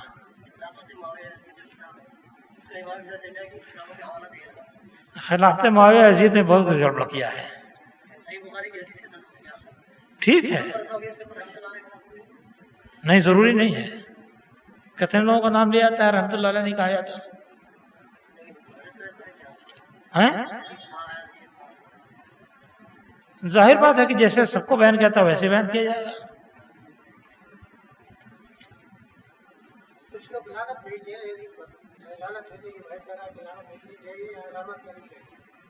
لعنت نہیں بھیجنی چاہیے. ہاں جو لوگ لعنت بھیجتے ہیں ان کو یہ خطرہ محسوس کرنا چاہیے کہ وہ لعنت پلٹ کر کے خود ان پر نہ آ جائے، کیونکہ جب کسی کو لعنت کی جائے اور وہ لعنت کا حقدار نہیں ہے تو وہ لعنت کرنے والے پر پلٹ کر آ جاتی ہے. ہاں بخاری کی حدیث ہے کہ نبی کریم صلی اللہ علیہ وسلم نے یہ فرمایا ہے کہ پہلا لشکر جو قسطنطنیہ پر حملہ آور ہوگا اس کے اندر جو لوگ ہوں گے سب کے سب بخشے گئے ہیں. تو پہلا لشکر جو قسطنطنیہ پر حملہ آور ہوا ہے وہ امیر معاویہ رضی اللہ تعالیٰ عنہ کے زمانے میں حملہ آور ہوا ہے، بلکہ حضرت امیر معاویہ رضی اللہ تعالیٰ عنہ کے زمانے میں حملہ آور ہوا ہے. اور جب انہوں نے اس حملے کا اعلان کیا اور ادا کیا تو عام طریقے سے لوگوں نے اس فضیلت کو حاصل کرنے کے لیے اپنے آپ کو پیش کیا اور اس فوج کے اندر بھرتی ہوئے. اور اسی تعلق سے حضرت ابو ایوب انصاری رضی اللہ تعالیٰ عنہ بھی 80 برس کے ہونے کے باوجود اس لشکر میں آئے اور قسطنطنیہ کے پاس وہ انتقال کر گئے اور وہیں قسطنطنیہ کی دیوار کے پاس ان کو دفن کیا گیا. مشہور یہی ہے کہ اس لشکر کی کمان یزید کے حوالے تھی اور یزید نے ان لوگوں کو کمان کی تھی. تو جب اس لشکر کے اندر جانے والے سارے کے سارے لوگ بخش دیے گئے تو ظاہر بات ہے کہ یزید بھی بخش دیے گئے. یہ ہے صحیح روایت یزید کے بارے میں، اور اس سے بہرحال ایک اندازہ کرنا چاہیے یزید کی اہمیت اور فضیلت کا. ایک سوال ہے شیخ، یوم عاشورہ اگر ہفتے والے دن ہو تو یہ روزہ کس طرح رکھے، جبکہ رسول اللہ صلی اللہ علیہ وسلم نے ہفتے کے روزے اور جمعے کے دن کے روزے کا رکھنے کا منع کیا؟ دیکھیے آپ نے جو منع کیا ہے وہ خاص کرنے کو، یعنی صرف جمعہ کا روزہ رکھا جائے اس سے منع کیا گیا ہے، صرف ہفتے کا روزہ رکھا جائے اس سے منع کیا گیا ہے. یہ تو ایک بات ہے، یعنی عام تطوع عام نفل کے طور پر جب کوئی روزہ رکھنا چاہے تو ان دنوں میں روزہ نہ رکھے. اور محرم میں جو روزہ رکھا جائے گا اس کی وجہ یہ نہیں ہو کہ جمعہ کا دن ہے لہذا روزہ رکھ لو، بلکہ اس کی وجہ یہ ہے کہ عاشورہ کا دن ہے اس لیے روزہ رکھ لو. لہذا قصد بدل جاتا ہے، مقصد بدل جاتا ہے، اس لیے اس میں کوئی حرج کی بات نہیں ہے. قرآن شریف میں ہے کہ آخرت کے دن ہر آدمی اپنے امام یا سردار کے ساتھ اٹھایا جائے گا. اہل تشیع حضرات کہتے ہیں کہ ہم امام حسین کے ساتھ اٹھائے جائیں گے روشنی ڈالیں. اگر انہوں نے حضرت حسین کو واقعتاً امام مانا ہو تب نہ اٹھائے جائیں گے. ظاہر بات ہے کہ حضرت حسین کو انہوں نے واقعتاً امام مانا نہیں ہے، واقعتاً تو ان کو شہید کیا ہے. شیعہ حضرات آگ پر کودتے ہیں، اس کی کیا حقیقت ہے؟ یعنی وہاں ماتم کرتے ہیں کولوں پر. یہ سب خرافات ہیں. باقی آگ سے بچانے والے بعض مادے ہیں جن کو لوگ استعمال کر کے آگ پر اپنا پاؤں رکھ دیتے ہیں یا اس پر چل لیتے ہیں، کہتے ہیں دیکھو صاحب ہماری کرامت ہے، حالانکہ وہ فضول ہوتا ہے. امام تیمیہ سے ایک مناظرہ ہو رہا تھا، رفاعی پیر سے، انہوں نے کہا کہ صاحب ایسے ہے ایسے ہے اور ہمارے پاس یہ کرامتیں ہیں، ہم آگ میں چل کے دکھا سکتے ہیں. تو حضرت امام تیمیہ نے کہا کہ ٹھیک ہے تم صابن سے غسل کرو، میں بھی غسل کرتا ہوں، اس کے بعد چلو آگ پر اور میں بھی چلتا ہوں. جو جل جائے وہ باطل پر ہے، جو نہیں جلتا ہے وہ ظاہر بات ہے کہ حق پر ہوگا. جب یہ تجویز انہوں نے پیش کی تو گھبرایا وہ پیر اور اس نے کہا کہ جاؤ جی جنگل سے لکڑی لاؤ، تو امام ابن تیمیہ نے کہا کہ ٹھہر جاؤ، جنگل سے لکڑی لانے کا مطلب تو یہ ہے کہ یہ مجلس ختم ہو جائے گی، ظاہر بات ہے کہ اس کے بعد لوگ دیکھ نہیں سکیں گے، یہ بھاگنے کا ایک راستہ ہے۔ انہوں نے کہا کہ ٹھہر جاؤ، اتنا زیادہ بھاگنے کی ضرورت نہیں ہے، ابھی اپنی ایک انگلی کو تم صابن سے دھلو اور میں بھی تمہارے سامنے دھلتا ہوں، اور چراغ جلا کر اس کی لو پر انگلی رکھ دیتے ہیں، دیکھتے ہیں کس کی انگلی جلتی ہے کس کی نہیں جلتی ہے، ابھی 1-2 منٹ کے اندر یہ کام ہو جائے گا، لہذا یہی کام کرو۔ جب یہ تجویز انہوں نے پیش کی تو بھاگ گیا اور مقابلے کے لیے تیار نہیں ہوا، اس لیے کہ انہوں نے شرط لگائی کہ صابن سے دھلو، اور وہ مادہ چپڑ دیا جاتا ہے، دیکھنے میں پتہ نہیں چلتا ہے، اور اس کی وجہ سے آگ اثر نہیں کرتی ہے۔ تو آگ پر کودنے کی حقیقت یہ ہے، چاہے وہ شیعہ حضرات کودیں یا دوسرے لوگ کودیں۔ ہمیں یقین ہے کہ یہ شخص شیعہ ہے، تو کیا ہم اسے سلام کر سکتے ہیں؟ اگر وہ سلام کرے تو کیا جواب دے سکتے ہیں؟ سلام کرے تو آپ وعلیکم کہہ دیجیے، اس لیے کہ شیعہ جو ہیں وہ بہرحال یہود و نصارہ سے تو زیادہ ہی برے ہیں، اور ان سے زیادہ برا سلوک کرتے ہیں آپ کے ساتھ، اور یہود و نصارہ کے سلام کا جواب دینے کا یہی طریقہ بتایا گیا ہے، لہذا وہی طریقہ اختیار کیجیے۔ محترم شیخ صاحب السلام علیکم ورحمۃ اللہ وبرکاتہ۔ ایک شخص پاکستان سے مکہ آ رہا ہے روزگار یا کاروبار کرنے کے لیے، اس شخص کی نیت عمرہ یا حج کی نہیں ہے، کیا بغیر احرام کے آ سکتا ہے یا نہیں؟ اگر بغیر احرام کے مکہ میں داخل ہوگا تو دم لازم ہوگا یا نہیں؟ بھائی حنفیہ کے نزدیک تو ضروری ہے کہ وہ احرام باندھ کر کے آئے، لیکن باقی لوگوں کے نزدیک ضروری نہیں ہے، اور حدیث کے اندر ہے، مواقیت کا بیان کرتے ہوئے فرمایا گیا ہے کہ جو شخص ان پر گزرے وہ احرام کے بغیر نہ گزرے، ممن یرید الحج والعمرہ، جو کہ حج اور عمرے کا ارادہ کرتا ہو۔ تو حج اور عمرہ کے لیے اگر کوئی جا رہا ہے حج عمرے کے ارادے سے، تو اسے میقات سے بغیر احرام کے نہیں گزرنا چاہیے۔ باقی اگر کوئی حج عمرے کے ارادے سے نہیں جا رہا ہے تو وہ گزر سکتا ہے، اس کے لیے کوئی چیز لازم نہیں ہے۔ نماز جو 4 رکعت والی ہے، اس میں کیا پہلے اور دوسرے دونوں تشہد میں درود اور سلام پڑھیں گے، یا پہلے میں صرف سلام اور دوسرے تشہد میں درود اور سلام دونوں پڑھیں گے؟ صحیح مسئلہ کیا ہے واضح ہے؟ دیکھیے مسند احمد کی ایک روایت ہے، اس میں بہت صاف طریقے سے یہ ہے، التحیات کا بیان ہے کہ التحیات پڑھے پہلے تشہد میں، اس لیے سارے لوگ اسی بات کے قائل ہیں کہ التحیات پہلے تشہد میں صرف التحیات پڑھنا ضروری ہے۔ ایک روایت البانی صاحب نے ذکر کی ہے جس کی وجہ سے انہوں نے کہا ہے کہ پہلے تشہد میں بھی درود شریف پڑھے اور دوسرے تشہد میں تو بہرحال ہے پڑھنا۔ ایک پرندہ ہے جسے بگلا کہا جاتا ہے، ہندی زبان میں اسے بھگت کہا جاتا ہے، سفید رنگ کا ہوتا ہے، زیادہ تر پانی پر پایا جاتا ہے، کیا حلال ہے یا حرام؟ جی ہاں حلال ہے۔ محترم شیخ صاحب السلام علیکم، ہمارے ملک میں اگر کسی آدمی کی چوری ہو جائے تو کوزہ پھیرتے ہیں۔ کوزہ ایک مٹی کا لوٹا نما برتن ہے جو مسجدوں میں طہارت کے لیے رکھا جاتا ہے، اس کوزے میں آدمی کا نام لکھ کر ڈالا جاتا ہے، پھر دونوں ہاتھوں کی شہادت کی انگلیوں پر اٹھایا جاتا ہے، جس کے نام پر وہ کوزہ لوٹا یعنی گھوم جائے اسے مجرم قرار دیا جاتا ہے۔ کوزہ اٹھاتے وقت کچھ پڑھتے ہیں، کیا اس عمل کی شرعی حیثیت ہے یا عمل باطل ہے؟ جزاکم اللہ۔ اب یہ بہرحال تجربہ کہاں سے لایا گیا اس کا پتہ تو نہیں ہے، اور ظاہر بات ہے کہ اس قسم کی علامات کو دلیل نہیں بنایا جا سکتا، شہادت کے طور پر اس کو استعمال نہیں کیا جا سکتا۔ باقی اگر کوئی جائز چیزیں پڑھتا ہے تو اور اس سے فائدہ ہوتا ہے تو اتنا کر لینا حلال تو ہے، اس میں کوئی حرج کی بات نہیں ہے۔ فضیلت الشیخ صفی الرحمان حافظ اللہ، السلام علیکم ورحمۃ اللہ وبرکاتہ۔ ایک پرندہ جو کہ زیادہ تر سمندر کے ساحل پر پایا جاتا ہے، مچھلی کا شکار کرتا ہے، وہی ایک سفید رنگ کا ہوتا ہے، اسے بگلا کہتے ہیں۔ انگلش کی کتاب میں ایک کہانی ہے، ہنستے ہیں، اس کہانی میں اسی پرندے کا ذکر ہے جسے دی منٹ فلائٹ اس طرح کہا جاتا ہے۔ سوال یہ ہے کہ یہ حرام ہے کہ حلال؟ جواب تو ہو چکا ہے۔ جمعہ کے خطبہ کے دوران آخر میں امام خطبہ دیتے ہوئے دعا کرتا ہے اور سننے والا جواب میں آمین بھی کہتے ہیں اور ہاتھ بھی بلند کرتے ہیں، کیا ایسا کرنا درست ہے؟ ہاتھ بلند کرنے کا تو کہیں تذکرہ نہیں آتا ہے، باقی ہے کہ امام کی دعا پر آمین کہنا یہ تو مذکور ہے،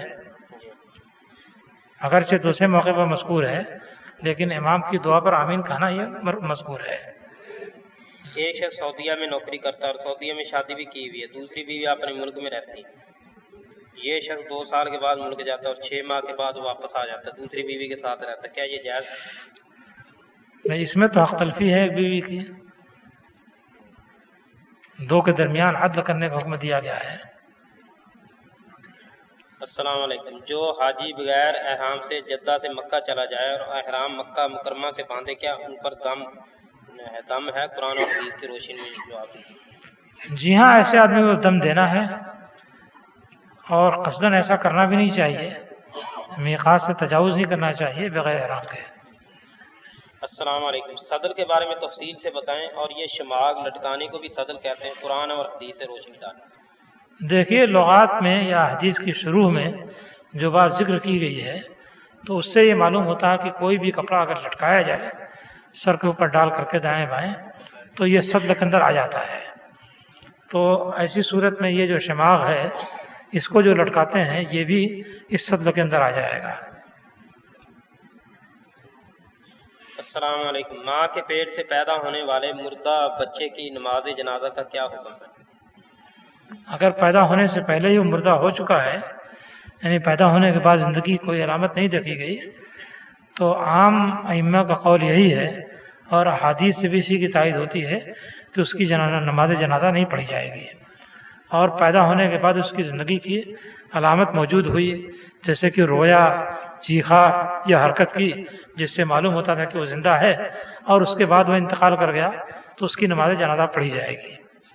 بعض علماء نے اس کے اندر تھوڑی سی اور توسع کی ہے اور کہا ہے کہ 4 مہینے کے بعد بچے کے اندر روح پھونکی جاتی ہے اور وہ ماں کے پیٹ میں حرکت کرنے لگتا ہے، تو اگر اتنی مدت اس پر گزر چکی ہے کہ اس میں روح پھونکی جا چکی تھی تو چاہے وہ زندہ پیدا ہو یا مردہ پیدا ہو، دونوں صورتوں میں اس پر نماز جنازہ پڑھی جائے۔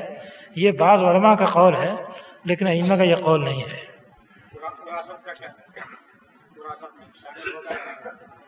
اسی حساب سے وراثت کو بھی کہتے ہیں، اگر وہ زندہ پیدا ہوا تو وراثت میں اس کو شامل کیا جائے گا، اور نہیں پیدا ہوا تو نہیں شامل کیا جائے گا۔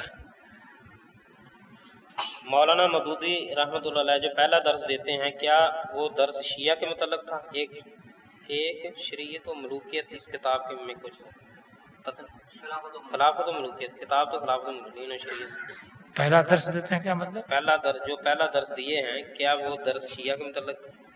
اب یہ تو پتہ ہی نہیں کہ انہوں نے پہلا درس کیا دیا ہے، اس لیے یہ کیسے کہا جائے کہ شیعہ کے متعلق تھا یا نہیں تھا۔ باقی شیعیت کے بارے میں وہ نہایت نرم گوشہ رکھتے تھے۔ ایک تو خلافت و ملوکیت جو ہے لکھی ہے، اس میں شیعوں کے موقف کی پوری تائید کی ہے، اور حضرت عثمان رضی اللہ تعالیٰ عنہ کو پکا مجرم بنا کر کھڑا کیا ہے۔ دوسرے یہ کہ جب وہ پاکستان تشریف لے گئے، ہندوستان پاکستان تقسیم ہونے کے بعد، تو ملتان کا امیر جماعت اسلامی شیعہ تھا، یعنی ایک زمانے میں ملتان کا جماعت اسلامی کا امیر شیعہ کو بنایا گیا۔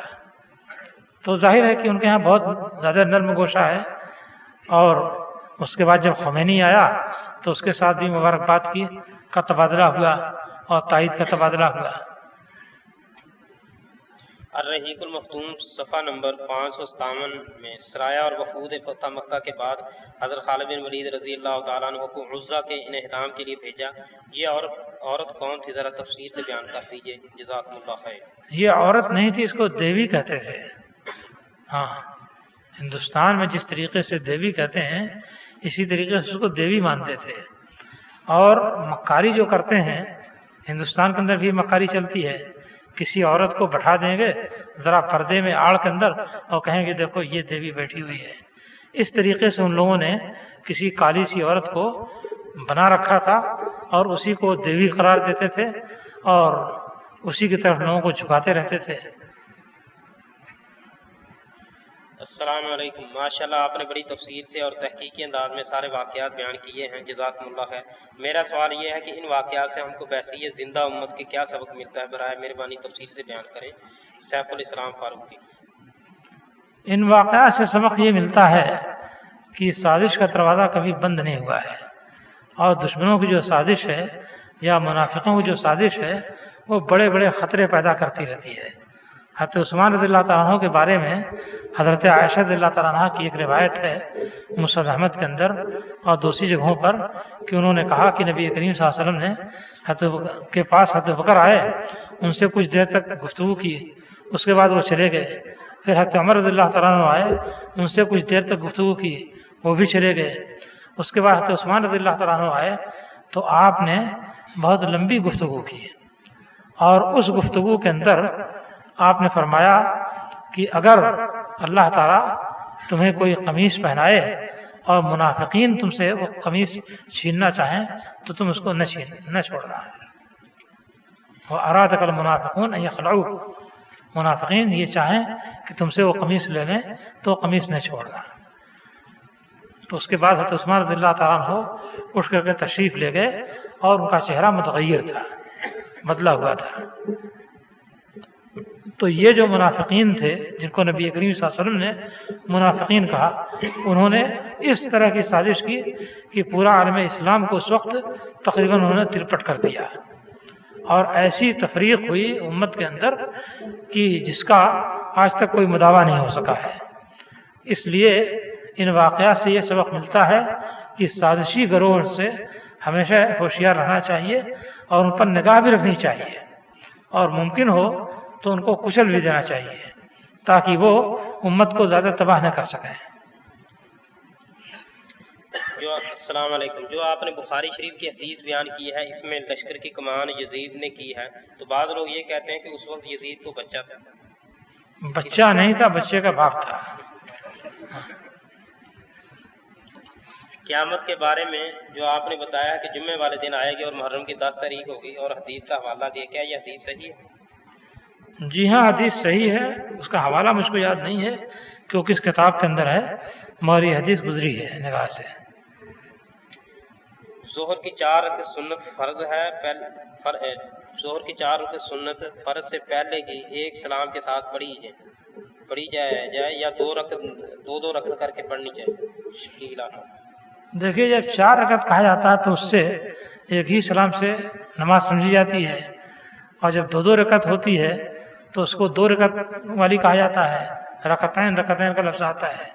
اس لیے اس سے عام طریقے سے یہی سمجھا جاتا ہے کہ 4 رکعت ایک سلام سے کی جائے، لیکن کوئی ایک سلام سے کرے یا 2 سلام سے کرے، دونوں درست ہے، اس میں کوئی حرج کی بات نہیں ہے۔ کون بولتے ہیں؟ بولنے دیجیے۔ ایک روایت میں آتا ہے صلاۃ اللیل والنہار مثنی مثنی، امام نسائی نے کہا کہ نہار کا لفظ جو ہے وہ غلط ہے، وہ محرابی کا، اس لیے صحیح ہے کہ صلاۃ اللیل مثنی مثنی، رات کی نماز 2 رکعت ہے۔ دبر الصلاۃ سے کیا مراد ہے؟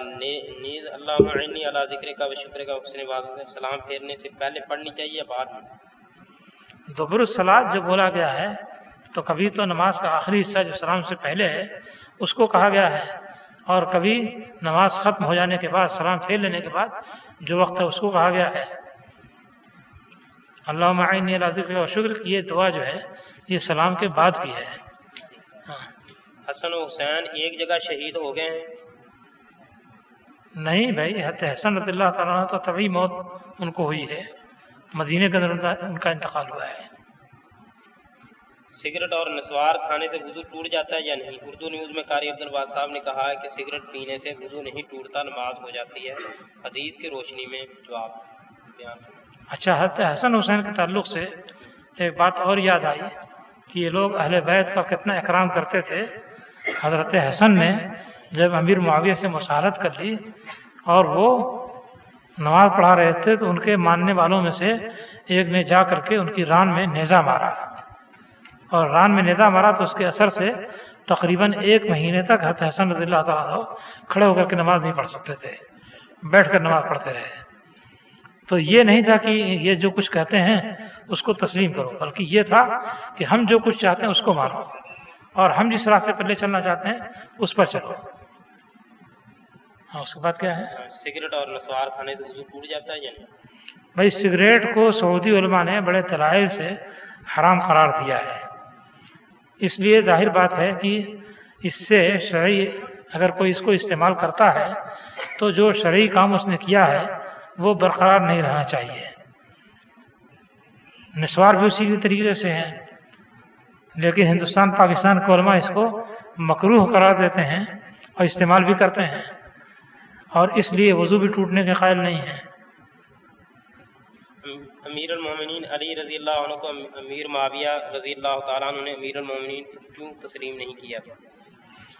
اس لیے کہ دوسروں کے ہاتھ میں بے قابو تھے. دوسروں کے ہاتھ میں وہ اس طریقے سے گرفت میں تھے کہ بے قابو تھے، اور جن لوگوں نے اپنی گرفت میں ان کو لے رکھا تھا وہ سازشی تھے اور امت کے دشمن تھے، اس لیے ان کے نام پر تصرفات ہو رہے تھے. تو اس طرح کی اگر حکومت چلنے دی جائے تو بڑے بڑے فسادات پیدا ہوں گے. کھڑے ہو کر پانی پینے کے بارے میں کیا حکم ہے؟ جائز اور درست ہے.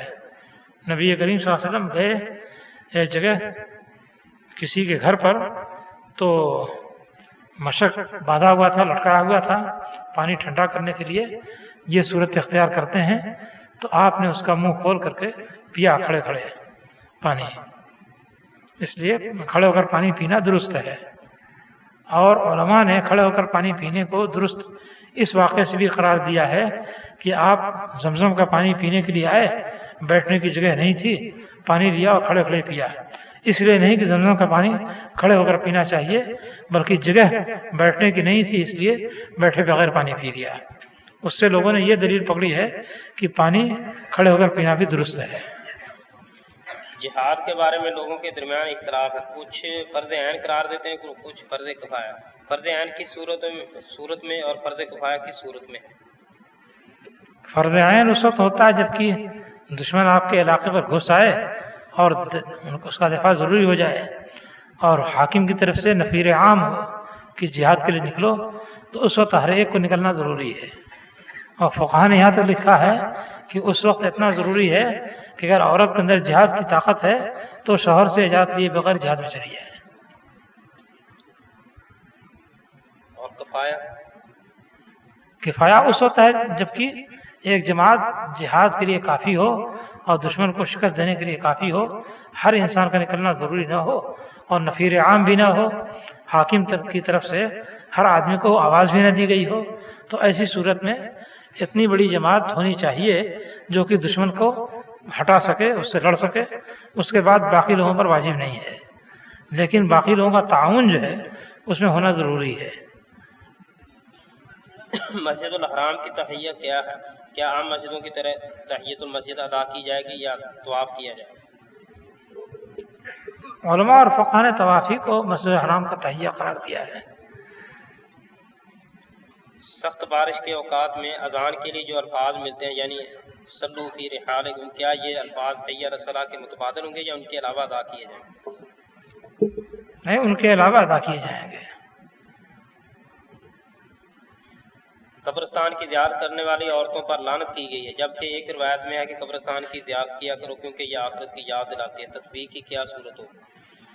تطبیق کی صورت واضح ہے کہ یہ حکم مردوں کے لیے ہے، عورتوں کے لیے نہیں ہے. اس لیے کہ عورتیں جاتی ہیں تو آخرت کو یاد کرنے کے بجائے اپنے مردے کو یاد کرنے لگتی ہیں اور اسی پر رونے لگتی ہیں. یعنی جائز نہیں ہے عورتوں؟ نہیں، ممانعت چونکہ ہے اس لیے ان کو نہیں جانا چاہیے.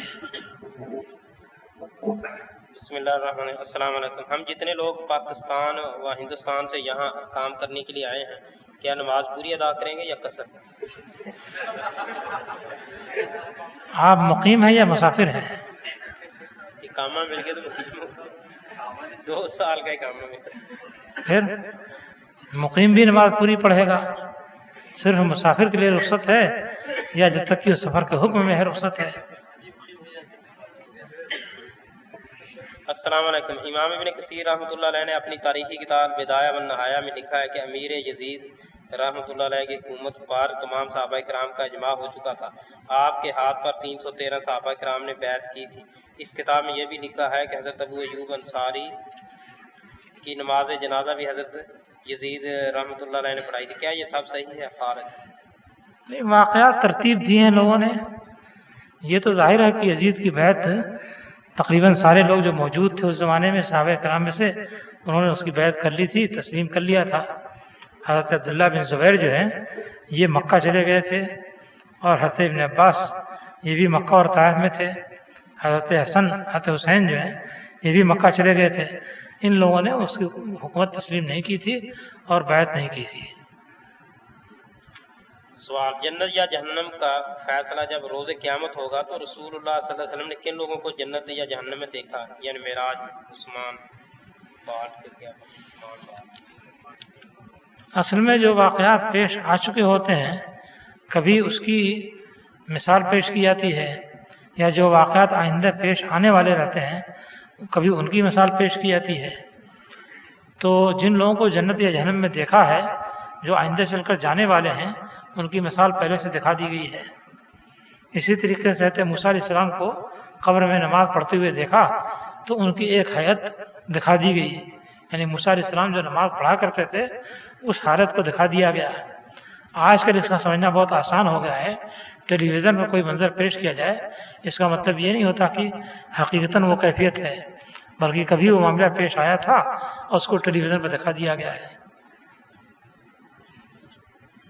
لا یستوی اصحاب النار و اصحاب الجنہ، اس آیت کا مطلب کچھ لوگ یہ لیتے ہیں کہ رسول اللہ صلی اللہ علیہ وسلم کے صحابہ کچھ جنت والے ہیں اور نعوذ باللہ کچھ آگ والے ہیں۔ اس آیت کی وضاحت فرمائیں۔ یہ بات نہیں ہے۔ اللہ تعالیٰ نے مخلوق کو دو حصوں میں تقسیم کیا ہے، ان الذین آمنوا وعملوا الصالحات، کس طریقے سے اولئک هم خیر البریہ، ایک تو خیر البریہ ہیں اور ایک شر البریہ ہیں۔ تو شر البریہ یہ اصحاب النار ہیں اور خیر البریہ اصحاب جنت ہیں۔ شیخ صاحب السلام علیکم، عبداللہ ابن سبا کون تھا؟ اس کے بارے میں تفصیل سے بیان کریں، جزاکم اللہ خیر۔ یہ یمن کا ایک یہودی تھا جو بعد میں بظاہر مسلمان ہو گیا تھا، اور حضرت علی رضی اللہ تعالیٰ عنہ کے ممبر کے پائے کے پاس بیٹھتا تھا اور ان کے بارے میں طرح طرح کی افواہ پھیلاتا تھا، لوگوں کو غلط عقیدے پر لگاتا تھا کہ یہ ایسے ہیں ویسے ہیں، یہ کریں گے وہ کریں گے۔ اور جب حضرت علی رضی اللہ تعالیٰ عنہ کو اس کا علم ہوا، اس کو پکڑنا چاہا تو کہیں دور بھاگ گیا۔ اس وقت جو سید ہیں وہ اپنے آپ کو آل رسول کہتے ہیں، اس کی حقیقت بیان کرتے ہیں، جزاکم اللہ خیر۔ بہت سارے نسب نامے ہیں جو ملتے نہیں ہیں۔ بہرحال ہندوستان پاکستان میں جتنی برادریاں بنی ہیں وہ برادریاں اپنے آپ کو جس طرح منسوب کرتی ہیں وہ نسبت مستند نہیں ہے، قابل اعتماد نہیں ہے۔ کوئی صدیقی کہتا ہے، کوئی فاروقی کہتا ہے، اور اس طرح سے بہت ساری برادریاں لوگوں نے بنا رکھی ہیں اور کہتے ہیں صاحب ہم فلاں کے نسب سے ہیں، فلاں کے نسب سے ہیں، حالانکہ اس نسب کی کوئی دلیل اور کوئی ثبوت نہیں ہے۔ السلام علیکم، بعض لوگ 10 دن کے پورے روزے رکھتے ہیں، ان کے متعلق کیا ہوگا؟ یعنی محرم میں یہ محرم کے رکھ سکتے ہیں، اس لیے کہ افضل صیام اسی مہینے کا روزہ قرار دیا گیا ہے۔ ماں بچے کو دودھ کتنی عمر تک پلا سکتی ہے؟ کیا نماز پڑھنے سے پہلے نیت کرنا لازم ہے؟ ماں دودھ پلائے گی 2 برس تک، قرآن مجید کے اندر یہ حکم ہے، اور نماز کے لیے نیت ضروری ہے۔ نیت تو سارے کاموں کے لیے ضروری ہے، انما الاعمال بالنیات، اعمال نیت پر ہیں۔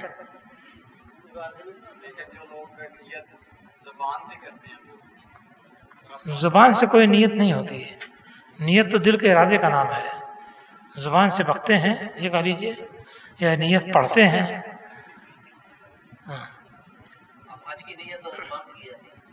حج کی نیت بھی دل سے کی جاتی ہے۔ حج میں چونکہ پکارا گیا ہے اس لیے لبیک کہا جاتا ہے، باقی حج کی نیت دل کے اندر ہوتی ہے۔ نہیں، زبان سے آپ اس پکار کا جواب دیجیے، لبیک کہتے ہیں، پکار کا جواب ہے۔ ایک شخص کی ایک لڑکی کے ساتھ منگنی ہو جاتی، بعد میں وہ لڑکا لڑکی کے گھر آتا جاتا رہا، بعد میں ایسا ہوتا ہے کہ ان کے متعلق خراب ہو جاتے ہیں، لڑکی کو حمل ہو جاتا ہے اور بعد میں شادی ہوتی ہے، یعنی نکاح ہو جاتا ہے، کیا وہ نکاح جائز؟ نکاح کے بارے میں اختلاف ہے۔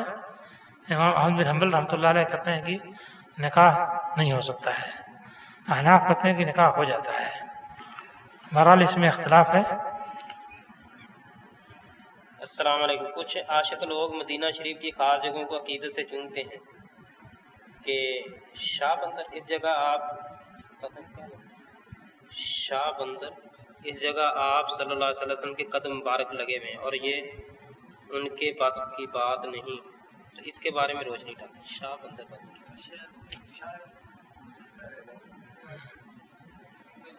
کچھ عاشق لوگ جو ہیں یہ پتہ نہیں کس طرح کے عاشق ہوتے ہیں. اللہ کے عاشق بن جاتے ہیں, نبی صلی اللہ علیہ وسلم کے عاشق بن جاتے ہیں, کبھی اپنی ماں بہن کے بھی عاشق بنتے ہیں. یعنی جو لفظ اپنے قرابت داروں کے ساتھ استعمال کرنا کسی کو گوارا نہیں ہے, وہ نبی صلی اللہ علیہ وسلم کے ساتھ یا اللہ تعالیٰ کے ساتھ کیوں استعمال کرتے ہیں؟ یہ عاشق نہیں بلکہ فاسد لوگ ہیں, بگڑے ہوئے لوگ ہیں. یعنی اس قسم کی بات جو ظاہر کرتے ہیں وہ ایک طرح کا فساد ہے جو ظاہر کرتے ہیں. اور باقی یہ کہ کسی جگہ کو چومنا کہ شاید یہاں پر نبی صلی اللہ علیہ وسلم قدم لگا ہو, یہ تو محض خرافات ہے. صحابہ کرام تو نبی کریم صلی اللہ علیہ وسلم کے زمانے میں تھے اور آپ کے بعد بھی تھے, وہ لوگ تو کسی جگہ کو چومتے نہیں تھے. اور وہ لوگ جس قدر نبی کریم صلی اللہ علیہ وسلم کو چاہتے تھے اور جتنی محبت رکھتے تھے, بعد والوں کے اندر وہ بات نہیں ہے.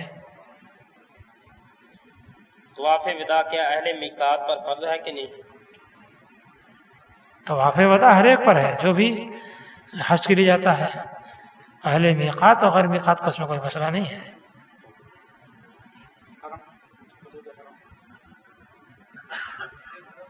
حدود حرم کے اندر جو ہے مکے والوں کے لیے تو نہیں ہے طواف وداع. اور بعض لوگ کہتے ہیں کہ اہل جدہ پر بھی نہیں طواف وداع ہوگا. نہیں, اہل جدہ تو مکہ سے چلے آتے ہیں. نمازی کے آگے سترا نہ ہو تو اس کے آگے کتنی جگہ چھوڑ کر گزریں؟ اس کی کوئی تحدید نہیں ہے, بس یہ ہے کہ جب آدمی نماز پڑھتا ہے تو رحمت اس کا مواجہہ کرتی ہے, یعنی اس کے روبرو ہوتی ہے. تو کم از کم یہ اندازہ کرنا چاہیے کہ آدمی نماز میں اپنے سجدہ کی طرف دیکھتا ہے تو سجدہ کی طرف دیکھنے سے نگاہ کہاں تک پہنچتی ہے. جہاں تک نگاہ پہنچتی ہے اس کو اس مواجہے کے حدود میں سمجھا جا سکتا ہے, اور اس کے یعنی اس سے ہٹ کر کے آدمی جائے تو کوئی حیث کی بات نہیں ہے. السلام علیکم. خلافت علی منہاج النبوہ کے بارے میں آپ امت مسلمہ کو کیا پیغام دیں گے؟ تحقیق کے انداز میں بتائیں. جزاکم اللہ خیر. سیف الاسلام. بھائی یہ تو ایک ضروری چیز ہے, اس کے بارے میں پیغام دینا کیا, یہ امت کا ایک فرض ہے کہ وہ خلافت علی منہاج النبوہ قائم کرے اور اس طرح سے منتشر ہو کر کے نہ رہے. اب اگر امت اس کام کو انجام نہیں دیتی ہے, معذور ہے, تو اپنے کو معذور کے دائرے میں رکھے, اور اگر بے خیال ہے تو ظاہر بات ہے کہ ایک فرض سے یہ غفلت ہے, لہذا غفلت نہیں برتنی چاہیے. بعض لوگ رفع الیدین کے ساتھ نماز ادا کرتے ہیں اور بعض بغیر رفع الیدین کے نماز پڑھنے والوں کو حنفی نماز کا طعنہ دیا جاتا ہے. کیا امام ابو حنیفہ سنت کے خلاف نماز پڑھا کرتے تھے؟ سنت کے خلاف تھے یا نہیں تھے یہ مسئلہ جانے دیے. سنت یہی ہے کہ نبی صلی اللہ علیہ وسلم رفع الیدین کے ساتھ نماز پڑھتے تھے. کیا حید والی عورت قرآن کو بغیر کسی رومال یا کپڑے کے چھو سکتی ہے؟ قرآن حدیث کے دلیل سے واضح ہے. لا یمسہ الا المطہرون جو آیت ہے, اس آیت سے علماء نے استدلال کیا ہے کہ حائضہ کو یا جنبی کو قرآن مجید نہیں چھونا چاہیے, بلکہ بہت سارے لوگوں نے یہ بھی کہا ہے کہ بغیر وضو آدمی کو قرآن مجید نہیں چھونا چاہیے, اس لیے کہ مطہرین نہیں ہیں.